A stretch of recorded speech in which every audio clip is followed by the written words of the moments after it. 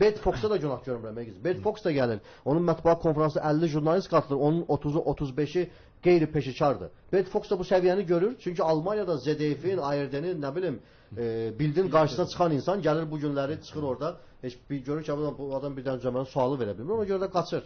Onu da heç belə qınamalı deyil. İdman jurnalistləri üçün belə deyək də, treninqlər keçirilir ya yox? Olur. Belə şeylər mütəmadi olaraq keçirilir. Həm Olimpiya Komitəsi tərəfindən, həm UEFA tərəfindən, ümumiyyətlə təşkilatlar tərəfindən qatılır. Yəni jurnalistlərin özünün də istəyində bu olmalıdır. İstək varsa bunlara qatılmaq olar. Yəni bu problem deyil. Elə gəlir ki, idman jurnalisti mütləq qəzet məktəbi keçməlidir. Yəni qəzet tam başqa bir belə də anlayışdır. Qəzet məktəbi görməyən idman jurnalisti yarımçıqdır. Bu gün o saytlarda oynamamış məşqçi kimi. Bu gün o saytlarda çalışanları göndərək edib bir qəzet çıxarsınlar. Heç yığışıb bir buraxış çıxara bilməzlər. Söhbət ondan gedir. Buyurun SMS-ləri deyin çünki mövzudan uzaqlaşır. Əslində 3 sualdır. Mən üçünü də səsləndirəcəyim Arif bəydir və təbii ki onu sırala ardıcılıq özü yəqin cavablandırar. Deməli, birinci sual Arif müəllim, Böyükağa müəllim efirində sizi tənqid edib, sonra yerinizə baş məşqçi keçib, buna münasibətiniz. Bu bir. Yusuf yazdı, göndərdi. Arif bəy, sonuncu postunuzdan istefanızın səbəbini izah edə bilərsinizmi? Bu iki, Arif müəllim, adınız çox bir klublarda hallanır. Bunlardan hansı realdır? Bax belə. Birinci suala gələk. Yəni ki, Böyükağa müəllimə tənqid eləməyə var da. Yəni hər bir tənqid, necə deyirlər, sağlam tənqid normal qəbul olunmalıdır. Necə deyirlər, mən də o vaxtlar Dinamo Zagreb ərəfəsində oyunlar gedən vaxt, yəni xüsusən də 2 oyun. Onda olunan tənqidləri normal qarşılayırdım ki, yəni bizim necə deyirlər, ağsaqqal məşqçilərimiz hardasa o səhvləri görüb deyirsə, biz ondan nəticə çıxarırıq. Amma sonradan gedən o hərəkətlər, yəni ki, gedişlər göstərdi ki, yəni bu tənqidin arxasında hansısa bir məqsəd var idi və mənim belə deyək də, bayaq təzyiq deyildi, elə bir təzyiqlər var idi ki, onlardan biri də məşqçi tərəfindən, xüsusən də Böyükağa müəllimlərin tərəfindən gəldi və ikinci bir təzyiqi Elgiz dedi ki, artıq biz azarkeşlər tərəfindən bu da düşünülmüş bir şey. Yəni bütün bunları görəndən sonra mən əgər əvvəl demişdimsə ki, istefa vermək zəifli bir əlamət idi, amma burada bu düşünülmüş addımları görəndən sonra artıq Neftçidən getmək qərarımı vermişdim. Yəni orada da mən bildirmişdim ki, demək, yəni klub rəhbərliyi məni inatla qoymasa da getməyə, amma artıq bu şeyləri görüb, necə deyirlər, istefamı vermir. İkinci sual milli haqqında oldu da. Postunuzdan imtina artıq sizin cavablandırıcınız. Yəni burada biraz mətbuatda da biraz çıxanda söz çıxdı ki, güya imtina etməmişəm. Xeyr, yəni ki, mən millidən imtina eləməmişəm. Burada müqaviləm bitdi 19-larla. Yəni ki, sonradan mənə təklif də olundu yenidən bu postda qalmağa. Yəni buna görə mən AFFA rəhbərliyini öz təşəkkürümü də bildim. Sadəcə olaraq mən bir məşqçi kimi, hər bir məşqçinin bir məqsədi olur və o bilir ki, nə alıb, nə verə bilər, məsələn, futbolçu. Mən də bu posta gələndə əvvəlcədən mənə suallar da oldu ki, məsələn, Neftçidə çempionluqdan sonra aşağı yaş qruplarında işləmək nə dərəcədə sizin reytinqinizi aşağı sala bilər, yoxsa yox. Mən onda da bildirmişdim ki, yəni mən məqsədim odur ki, 19 yaşlarla işləyib və bu komandanı hansısa bir mərhələyə gətirib davam elətdirmək. Yəni 19, sonra hansısa addım-addım qabağa getmək. Amma bu mərhələdə biz mərhələni keçə bilməyəndən sonra istər-istəməz bu yaş qrupu öz fəaliyyətini dayandırırdı. Yəni 95-ci illər. Yenilənir yəni. Bəli, yenilər. Artıq yeni bir komanda yığmalıydım, hansı ki bir yaş kiçik. Və bunu da artıq mən özüm üçün belə hesab elədim ki, artıq bu yaşları işləyib keçmişəm, yəni bir məşqçi kimi o səviyyəni artıq keçmişəm.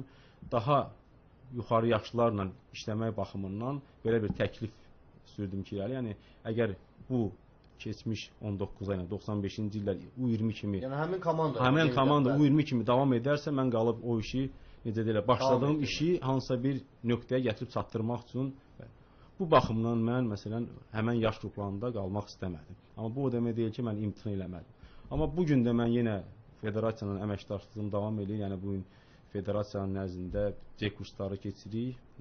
Yenə də o federasiyanın daxilindəyəm. Yəni sabah nə ola bilər, necə olar, bunu zaman göstərər. Üçüncü sualdakı daha real klublar hansılardır, elə səbəb? Bəli, bəli.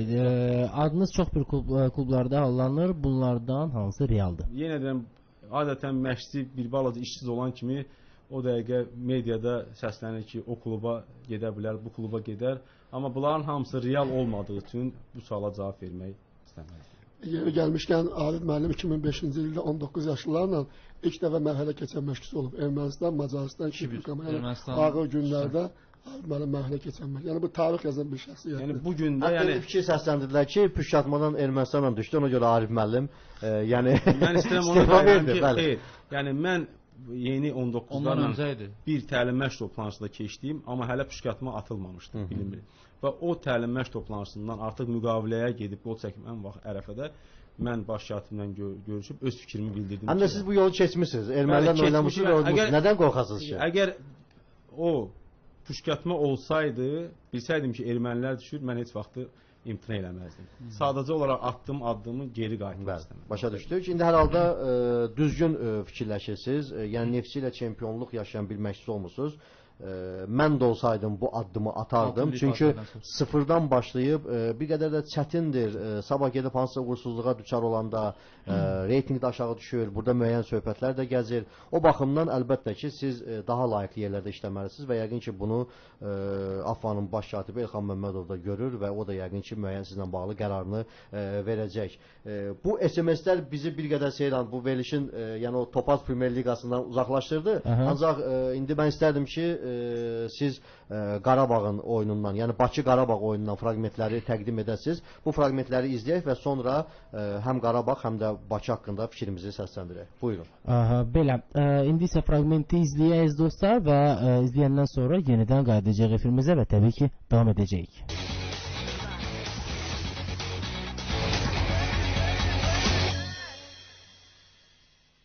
Oye, dime si pensas tú me mueves el porto en la orilla un plato de oye, tú me hablas de sexo, de amor, pero yo no sabes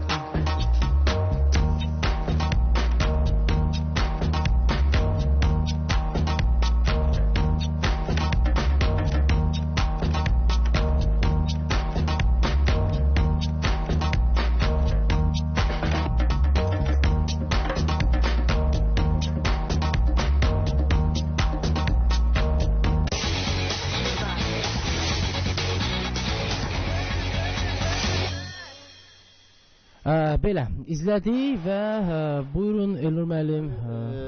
Qarabağ komandası bir çox aparıcı oyunçuları olmadan Bakı qarşısına çıxdı və müəyyən proqnozlar da səslənirdi ki, Qarabağ bu qarşılaşmada xal itirə bilər və doğrudan da bayaq Arif müəllim də qeyd etdi ki, bir komanda yoxdur ki, dalbadal 4 qələbə qazansın və bir qədər aralaşsın digər klublardan. Biz bunun şahidi oluruq bugünkü çempionatda və Qarabağın məğlubiyyəti bir daha çempionatda mübarizənin, çempionluq mübarizəsinin gərginləşməsinə gətirib çıxardı. Artıq Bakının da səhvləməsi 27 xalı oldu və lider 33 xal Neftçidən artıq 6 xal arxada qalır və artıq bu da onu göstərir ki, qış fasiləsindən sonra daha gərgin mübarizə gedəcək və 3 deyil artıq 5 komanda bu çempionluq uğrunda mübarizə aparacaq. Buyurun Arif müəllim, qısa fikirlərinizi bildirin.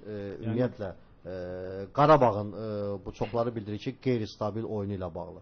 Yəni burada onu qeyd edərdik ki, burada bir daha o sübut olunur ki, gərək bir komanda çempionluğa gedirsə, onun bərabər səviyyəli iki dənə heyəti olmalıdır. Yəni bu günləri Rəşad çıxış eləmir, Almeida yoxsa Reynal, deməli onu meydançaya çıxan əvəz edən futbolçu onun elədiyini eləyə bilmir və sonda komanda vacib qızıl xalları itirir. Bu da o oyunda öz sözünü dedi və ikinci bir məsələ, Bakı komandası bu oyuna çox ciddi hazırlaşmışdı. Yəni birinci dövrədəki 3-0 məğlubiyyətdən sonra mətbuatdan da biz hiss edirdik ki, bunlar revanş hissi ilə meydançaya çıxacaqlar və o istək Bakıda daha çox görünürdü. Xüsusilə də ikinci taymda Bakının birinci hissədə əgər Qarabağın tam üstünlüyü vardısa, amma ikinci hissədə artıq Bakı necə də onları öz meydançasında Qarabağın pressing edərək imkan vermədilər ki, yəni Qarabağın bugün gücü nədir? Top saxlayamağa. Əgər onlara rahat imkan versən, onlar istədiyini elə bilər. İkinci hissədə Bakı oyunu elə qurdu ki, imkan vermədi ki, Qarabağa necə deyirlər, rahat oynamağa. İslam müəllim, Bakının da problemləri var. Yəni stabilik baxımından komanda çıxır güclü klublara qarşı, Neftçiyə qarşı, Qarabağa qarşı, elə digər klublara qarşı inatla müqavimət göstərir, qələbələr qazanır, rəqibinin qapısına 3 top vurur. Yəni bunun şahidi olmuşuq biz. Ancaq çıxır elə oyunlar var ki, azaldı, rəvandı və yaxud da Sumqayıtdır, həmin oyunlarda xallar itirir. Yəni bununla bağlı. Bakının problemi zədəli oyunçulardan çox sevindirici haldır ki, artıq Kamal Ağayev millimizin qapıçısı yenidən meydançaya qayıtdı. Kamalın gəlişi hadisa komanda əlavə güc qatacaq. İnan verir danışmağa. Artıq inan verir. Həm də Rauf Əliyevin bayaq qardaşımız Elgiz qeyd elədi. Mən hesab edirəm dekabr ayının ən yaxşı qol namunə əsasında Rauf Əliyevdən Mahşirovun qolu. Bunlar ikisi də dekabr ayında ən yaxşı qollardan biri namunəsi. Yəni Bakı elə komandadır ki, Bakı istənilən vaxt istənilən rəqibi yenə bilər. Elgiz, ümumiyyətlə Bakıdakı bu qeyri-stabillik bəlkə klubdakı o stabillik, qeyri-stabillikdən irəli gəlir. Yəni bilirsiniz ki, son 3-4 aydır bildirilir ki, yeni struktur müəyyənləşəcək Bakı klubunda, ancaq burada nədənsə gecikmələr var və son olaraq klubun prezidenti Hafiz Məmmədov da mətbuat qarşısına çıxdı, bilirsiniz bu oyundan sonra və orada jurnalistlərin suallarını da cavablandırdı və bildirdi ki, Atletico Madrid Lans yəni sistemindən orada modelindən istifadə olunacaq, oradan insanlar dəvət olunacaq. Hətta Yaşar Seyidovu klubun vitse-prezidenti kimi də adlandırdı. Yəni bununla bağlı fikirlərini bilmək istərdim. Bu oyun yəni günün ilk oyunuydu. Canlı baxdım bu oyuna da. Yəni Qarabağ heyətində problemlər həqiqətən özünü göstərdi. İki mərkəz müdafiəçisi, əsas mərkəz Rəşad və Admir Teli oynamırdı. Eyni zamanda ki güclü və belə deyək də kilit oyunçusu, yarım müdafiəçisi Reynaldo və Almeida oyunda iştirak eləmədi və bu da nəticə öz təsirini göstərdi. Məhz Rauf Əliyev də müdafiəçinin təcrübəsindən istifadə edib topu qarşısına alıb zərbə endirdi. Eyni zamanda digər qol dayanı müdafiəçilərin təcrübəsindən vuruldu. Hansı ki Hacı Əhmədov və Bədavi Hüseynov hər ikisi 21 yaşları yenicə tamam olub, gənc müdafiəçilərdir və bu da Bakının hücumlarının daha kəsərli alınmasına şərait yaratdı. O ki qaldı Hafiz müəllimin müsahibəsində mən həmin brifinqdə iştirak eləməmişəm. Dediklərini sadəcə digər mətbuat orqanlarından oxudum. Mən elə gəlir ki, Hafiz müəllim Azərbaycan futbolunun inkişaf naminə işləri görür. Yəni bugün Bakı klubunun ən azından yaxşı bir bazası var. Hansı ki biz 2008-2007-ci illərdə Bakı klubunun ancaq Ədliyyə stadionunda belə dediyi soyunub geyinmə otağı olmayan bir meydançada məşq eləyən görürdük. Amma bu günləri çox sayda meydançalar tikilib, süni, təbii, üstü örtülü, hər cür şəraiti var bu klubun. Yəni mənə elə gəlir ki, Bakı bir çempionluq üçün mütləq oynamalıdır. Yəni bu cür əgər futbolda infrastruktur əsas sayılırsa nəticə üçün bugün Bakı belə deyək də Qəbələ ilə yarışır və ondan da üstündür infrastruktur baxımından. Nəticə baxımından qeyri-sabit ona görə komanda çıxış edir ki, son vaxtlar çox səhv transfer siyasəti yeridirlər və tez-tez baş məşqçi dəyişiblər. Baxın, Hadiyevski gedəndən sonra komandanın normal nəticəsi yoxdur. Sadəcə Novruz Əzimovun yerli məşqçinin rəhbərliyi altında Azərbaycan kubokunu qazandılar Neftçi üzərində qələbədən sonra. Winfried Schaffer gəldi, öz drujinasını gətirdi, o getdi, həmin futbolçular göndərildi. Starkov gəldi, öz oyuncularının sevimlilərini gətirdi, o getdi, onlar göndərildi. Hətta Verpakovski şeydə gəldi. Ondan sonra yəni Bojidar Bandovic sadəcə fiyaskoydu. Onun gəlişi mən ümumiyyətlə başa düşə bilmədim. Hansı ki belə deyək də dırnaq arasında maşennik məşqçi sayılır. Bülent Korkmaz da yəni ümidlər doğuldu. Bəli, eyni zamanda Yunanistanda yəni gətirdilər, onu da gətirdilər, heç bir nəticə vermədi, onu da göndərdilər. İndisi Pantic. Yeni gəlib, komandanın yeni qrup məncə bu mənada Bakının qeyri-sabitliyini, stabil oyununu mən bununla əlaqələndirərdim. Yeni məşqçi, yeni heyət. Mənim fikrimcə klubun strukturunda da axı bu qərarlar artıq verilməlidir. Yəni klubun vitse-prezidenti kimdir? Ümumiyyətlə bu işlərə baxan adamlar kimlərdir? Menecerlər kimlərdir? Yəni bu bir qədər tezləşsə daha yaxşı xeyir ola bilər bu kluba. Hər halda mən elə fikir, təbii ki, yəni istənilən bir işdə sahman olmalıdır. Hər hansı bir qarışıqlıq olanda artıq futbolçularda da müəyyən narahatçılıqlar yaranır. Çünki bax Pantic biri görsən mətbuat qarşısına çıxır, hakimlərlə bağlı fikir bildirir. Bir dəfə, iki dəfə, üç dəfə danışır, yəni gileyini bildirir. Sonra da axırda çıxır deyir ki, yox mən Hafiz Məhəmməd söz vermişəm ki, bir də hakimlərlə danışmayacaq. Yəni görürsünüzmü ki, bu işlə məşğul olan başqa bir adam olsa, o klubun vitse-prezidenti və yaxud da klubun hansısa bir nə bilim nümayəndəsi ki, çıxıb etirazını bildirə bilər, açıqlamasını verə bilər, bəyanatını verə bilər. Söhbət ondan gedir. Hafiz Məhəmməd özü də qeyd edib ki, yəni yaxın zamanlarda idarə heyəti istər klubun İstərdim bu yaxın zamanlarda tez olsun. Yəni bu yaxın günlərdə